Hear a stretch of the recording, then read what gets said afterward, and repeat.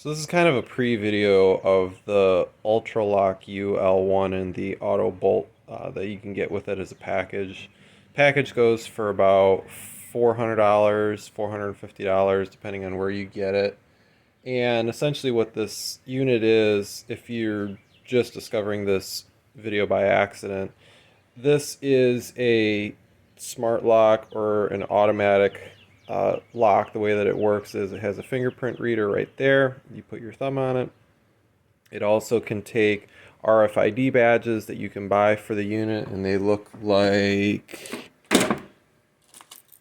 this guy right here. And it uses a standard frequency. I'll put the frequency in the description if I remember, but it's not proprietary. You can get these cards from other vendors that don't have to be this brand. Anyway, so basically when you put your finger on the unit, it'll unlock the door, and then once you do that, it will automatically relock. The problem is with this unit is a couple different things. First of all, a neat feature of this unit is when you leave the home or business or wherever you install this, if you put the lever up,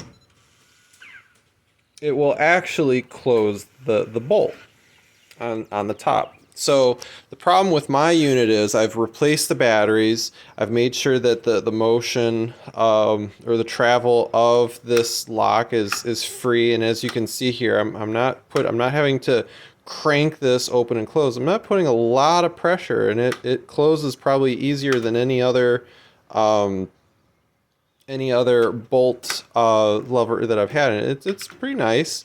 But for whatever reason, when you try to do this from either side of the door to get it to lock, it just will not, and it jams up, and then it'll have to reopen itself. So now if you do this the opposite way from the inside of the house, if you say close the bolt and go like that, it will actually pull the bolt in just fine. So there's a problem with this clutch.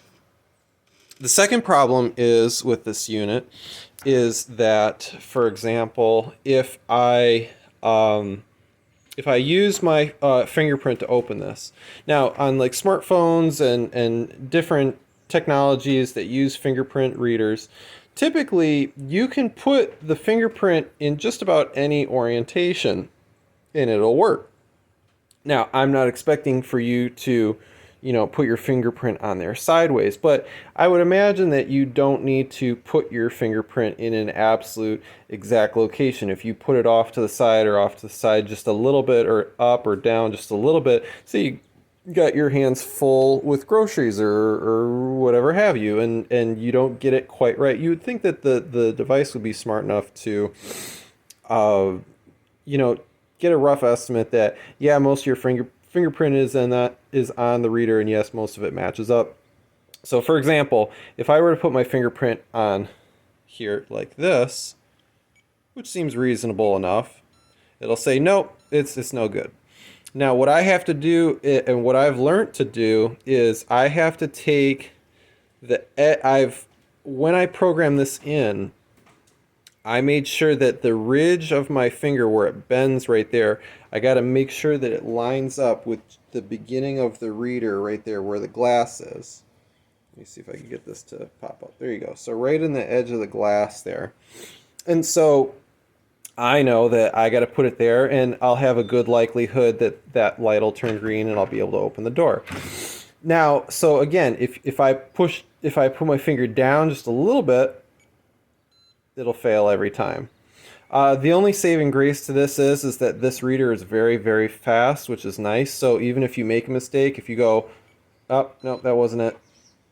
There it is. Okay. And then it'll work. That's the only saving grace to this thing, because I really like the idea of having the fingerprint reader, so you don't have to worry about, forgetting your keys or pulling the door behind you and, your keys were in the house, but you were just going out to the car to get something, that sort of thing. That's the only saving grace to that.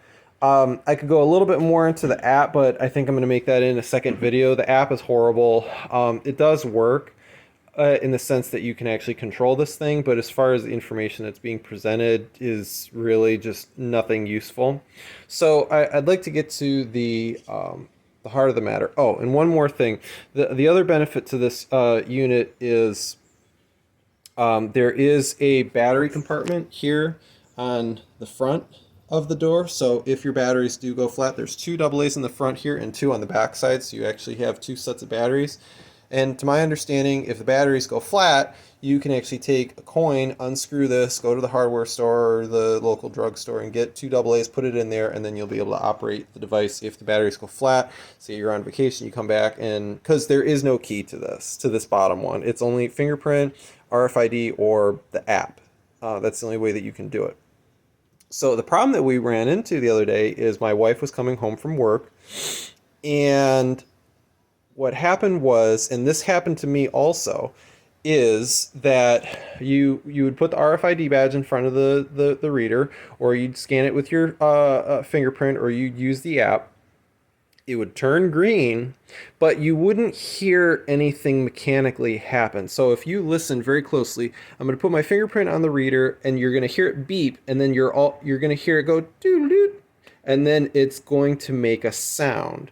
And basically what that sound is doing is it's putting a pin in the mechanism, so that when I actually pull this lever down, see there's no action right here, it's in neutral essentially.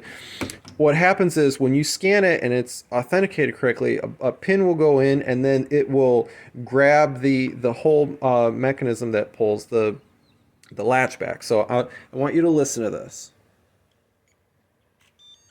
So you heard that little, and that's allowing the lever to be pulled back. And then as soon as I let go, it's immediately it's in neutral. It's unusable to get in.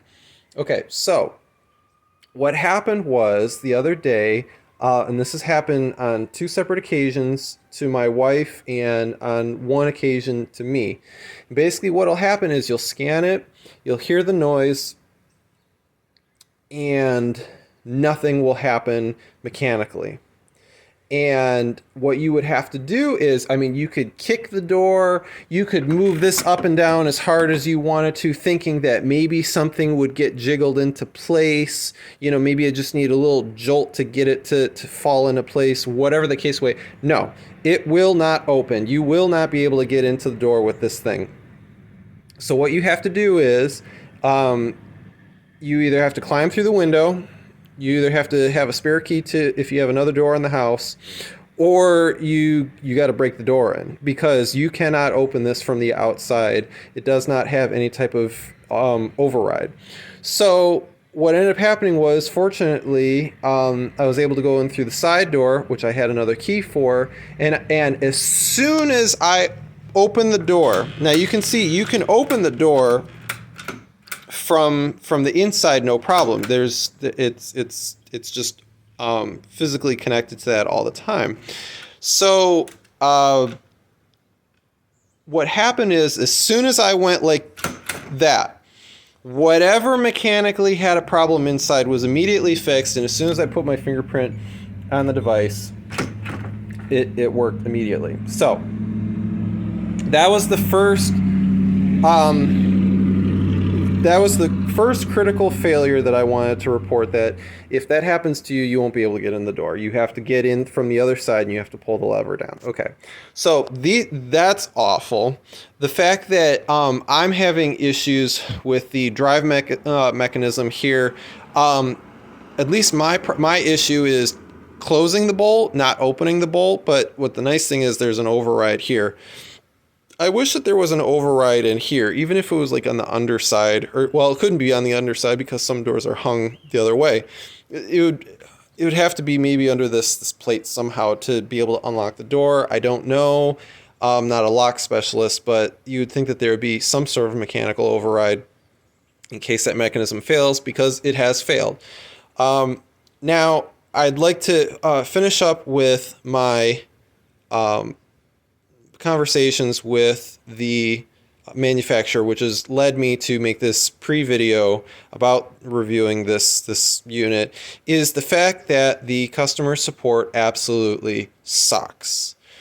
You'll be able to get a hold of somebody via email, no problem. You will talk to somebody. However, the amount of bullshit that you have to go through to get a replacement sent out is ridiculous. I had to give them the serial number of both units. Which is fine. I'm not saying that's a problem.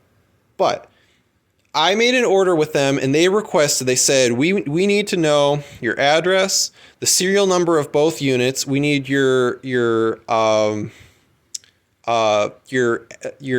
credit card information. We need all this information, as if I was a totally new person. Giving them my order number should have been enough for them to have realized, oh yeah, okay, you bought this from it. Here's all your information. Here's your first name, last name, email address, address, your order number, and probably even the serial number of the units, because they probably scanned it before they sent it out.